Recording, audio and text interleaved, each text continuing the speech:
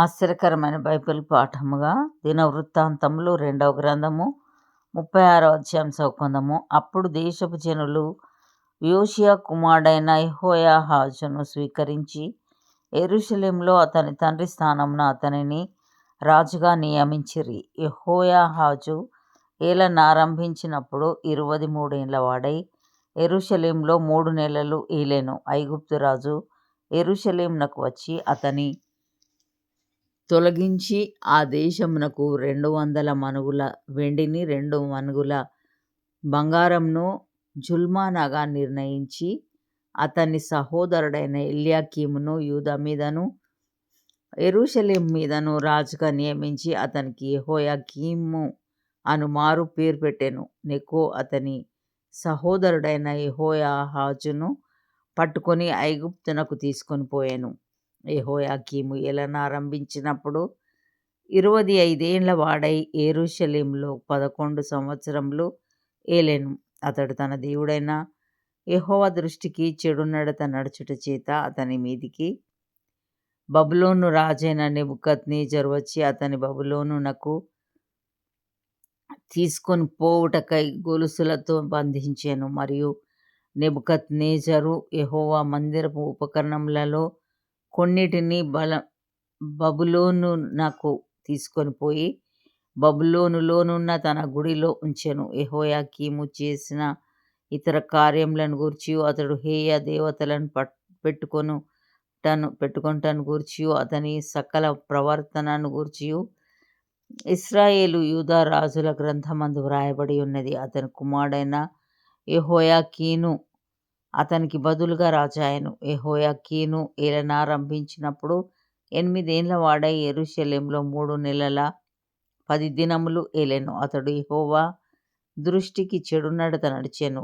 ఏడాది నాటికి రాజైన నెబుకద్నెజరు దూతలను పంపి యెహోయాకీనును బబులోనునకు రప్పించి అతని సహోదరుడైన సిద్కియాను యూదా మీదను యెరూషలేము మీదను రాజుగా నియమించెను. మరియు అతడు రాజు వెంట యెహోవా మందిరములోనికి ప్రశస్తమైన ఉపకరణములను తెప్పించెను. సిద్కియా ఏలనారంభించినప్పుడు 21 ఏండ్ల వాడై యెరూషలేములో 11 సంవత్సరములు ఏలెను. అతడు తన దేవుడైన యెహోవా దృష్టికి చెడు నడత నడుచుచు ఆయన నియమించిన ప్రవక్త అయిన యిర్మీయా మాట వినకయు తన్ను తాను తగ్గించుకొనకయు ఉండెను. మరియు దేవుని నామమును బట్టి తన చేత ప్రమాణము చేయించిన నెబుకద్నెజరు రాజు మీద అతడు తిరుగుబాటు చేసెను. అతడు మొండితనము వహించి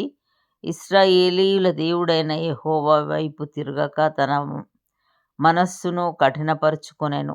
అదియుగాక యాజకులలోను జనులలోను అధిపతులగు వారు అన్యజనులు పూజించు హేయమైన విగ్రహములను పెట్టుకొని బహుద్రోహులై యెహోవా యెరూషలేములో పరిశుద్ధపరచిన మందిరమును అపవిత్రపరచిరి. వారి పితరుల దేవుడైన యెహోవా తన జనుల యందును తన నివాస స్థలమందును కటాక్షము గలవాడై వారి యొద్దకు తన దూతల ద్వారా వర్తమానము పంపుచూ వచ్చెను. ఆయన పెందలకడ లేచి పంపుచూ వచ్చినను వారు దేవుని దూతలను ఎగతాళి చేయుచు ఆయన వాక్యములను తృణీకరించుచు ఆయన ప్రవక్తలను హింసించుచు రాగా నివారింప శక్యము కాకుండా యెహోవా కోపము ఆయన జనుల మీదికి వచ్చెను.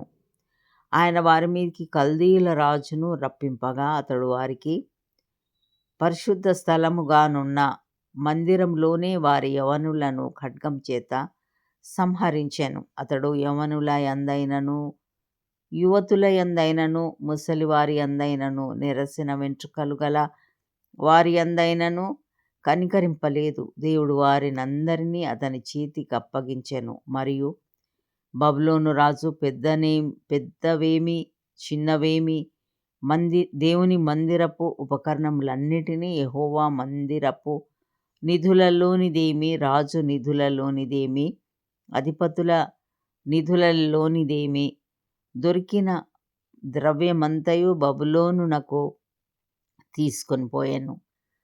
అదియుగాక కల్దీయులు దేవుని మందిరమును తగులబెట్టి యెరూషలేము ప్రాకారమును పడగొట్టి దాని యొక్క నగరులన్నిటినీ కాల్చివేసిరి. దానిలోని ప్రశస్తమైన వస్తువులన్నిటినీ బొత్తిగా పాడు చేసిరి. ఖడ్గం చేత హతులు కాకుండా తప్పించుకునిన వారిని అతడు బబులోనునకు తీసుకొని పోయెను. రాజ్యము పారసీకుల దగు వరకు వారు అక్కడనే ఉండి అతనికిని అతని కుమారులకును దాసులైరి. యిర్మీయా ద్వారా పలుకబడిన యెహోవా మాట నెరవేరుటకై విశ్రాంతి దినములను దేశం అనుభవించు వరకు ఇది సంభవించెను. దేశము పాడుగానున్న 70 సంవత్సరముల కాలము అది విశ్రాంతి దినములననుభవించెను. పారసీక దేశపు రాజైన కోరెషు ఏలుబడి యందు మొదటి సంవత్సరమున యిర్మీయా ద్వారా పలుకబడిన తన వాక్యమును నెరవేర్చుటకై యెహోవా పారసీక దేశపు రాజైన కోరెషు మనస్సును ప్రేరేపింపగా అతడు తన రాజ్యమందంతటను చాటించి వ్రాతమూలముగా ఇట్లు ప్రకటన చేయించెను. పారసీక దేశపు రాజైన కోరెషు ఆజ్ఞాపించినదేమనగా, ఆకాశమందలి దేవుడైన యెహోవా లోకమందున్న సకల జనములను నా వశము చేసి యూదా దేశమందున్న యెరూషలేములో తనకు మందిరమును కట్టించుమని నాకు ఆజ్ఞ ఇచ్చి యున్నాడు. కావున మీలో ఎవరు ఆయన జనులై ఉన్నారో వారు బయలుదేరవచ్చును. వారి దేవుడైన యెహోవా వారికి తోడుగా నుండునుగాక. ఇంతటితో ఈ దినం కొరకైన బైబిల్ పాఠము సరి.